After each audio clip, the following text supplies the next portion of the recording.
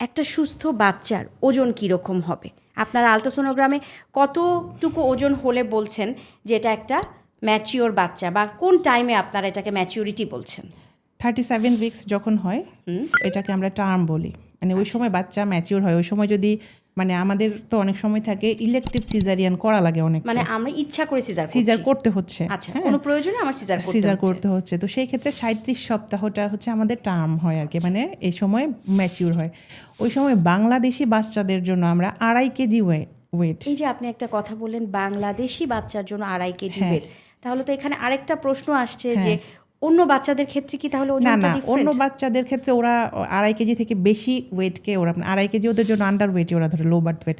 কিন্তু আমাদের দেশে বাচ্চাদেরকে আমরা 2.5 কেজি ওয়েট হলে এটাকে মনে করি যে আমার মার গঠন হিসাবে আমরা 2.5 কেজি ওয়েট ধরছি। যেমন একজন ইউরোপিয়ান বা ইথিওপিয়ান মা, উনি গঠন আকৃতিতে অনেক লম্বা চওড়া, সেই ক্ষেত্রে ওনার ক্ষেত্রে 2.5 কেজি হলে আমরা বলছি এটা ওজন কম, লো বার্থ ওয়েট। কিন্তু আমাদের বাঙালি মারদের হাইট ওয়েট বিবেচনা করে 2.5 কেজি হলে আমরা সেটাকে বলতেছি যে স্বাভাবিক ওজন বাচ্চা। 2.5 কেজির কম বাচ্চাদেরকে আমরা কি বলি?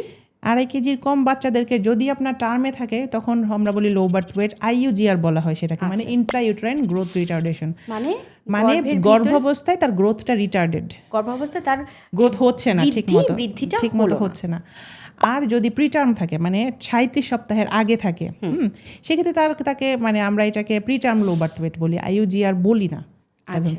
তাহলে এখানে তো ওজনের সাথে তার গর্ভ অবস্থার যে সপ্তাহ, দিন, মাসের একটা রিলেশন আমরা দেখতে পাচ্ছি। হ্যাঁ। আচ্ছা।